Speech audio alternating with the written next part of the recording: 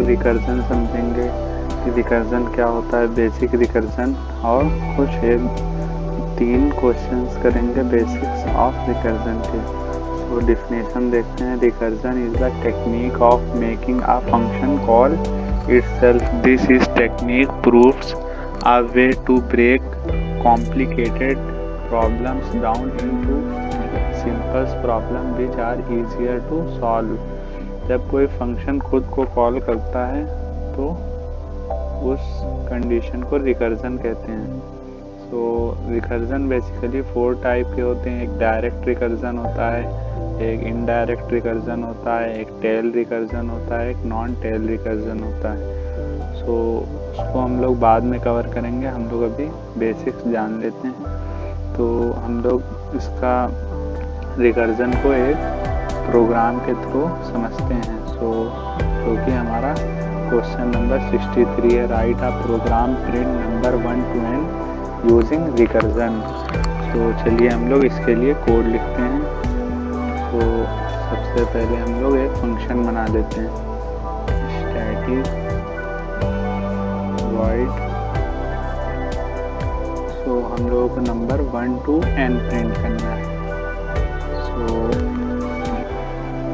Print नाम का एक मेथड बना लेते हैं जिसमें n एज आ आर्गुमेंट पैरामीटर लेंगे। यहाँ पर हम लोग सबसे पहले प्रिंट फंक्शन को ही कॉल कर लेते हैं n-1 के लिए। उसके बाद हम लोग इसमें जो n होगा उसकी वैल्यू को प्रिंट कर देंगे।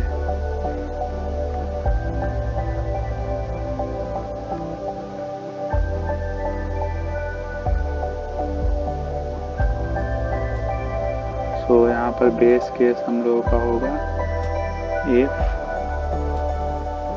n equals to 0 then we will simply return, यहाँ पर से रिटर्न कर जाएंगे। तो चलिए यहाँ पर हम लोग इस फंक्शन को कॉल कर लेते हैं, प्रिंट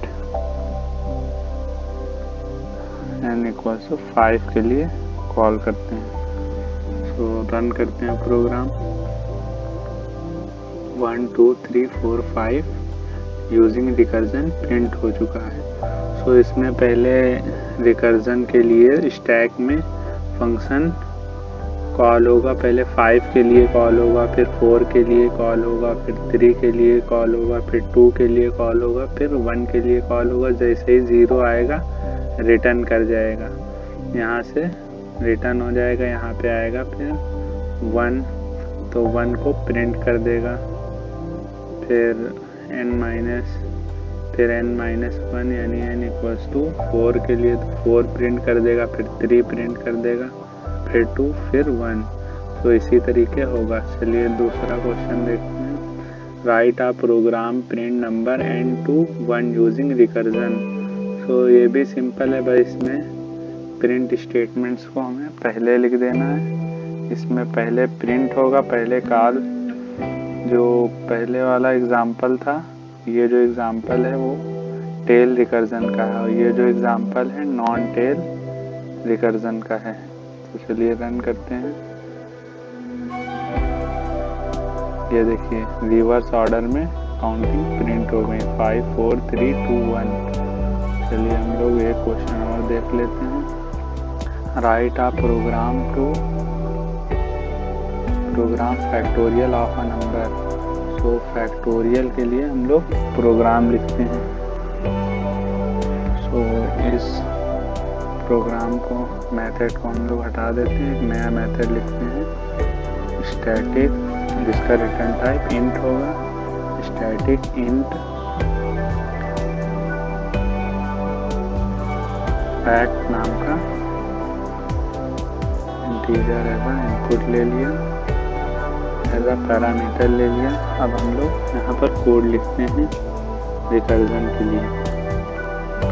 सो बेस केस इसमें ये हो जाएगा, if n equals to 0 हो जाता है या n equals to 1 हो जाता है, तो इनका फैक्टोरियल तो 1 ही होता है ना।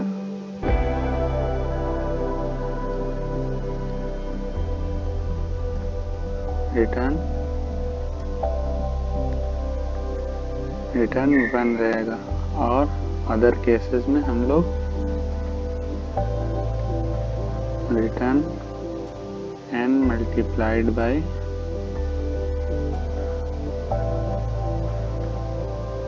फैक्ट n-1 के लिए कॉल कर देंगे। n-1 तो यहाँ पर हम लोग कॉल कर लेते हैं फैक्टोरियल फंक्शन को।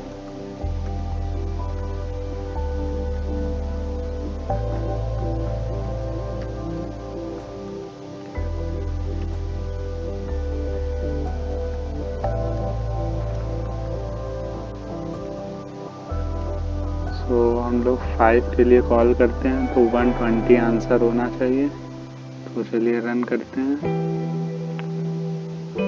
तो 120 विच इज करेक्ट। 4 के लिए करते हैं।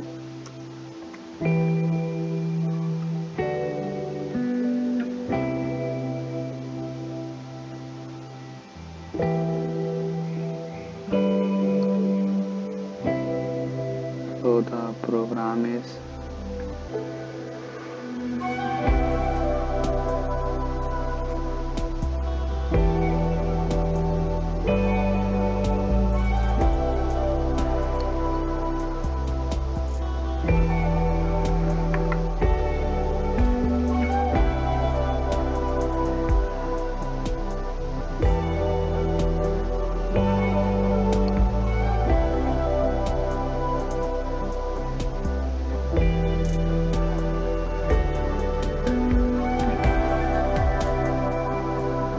पर बहुत टाइम ले रहा है।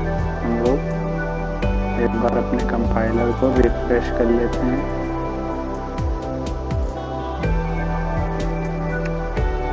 तो कंपाइलर को रिफ्रेश कर लेते हैं।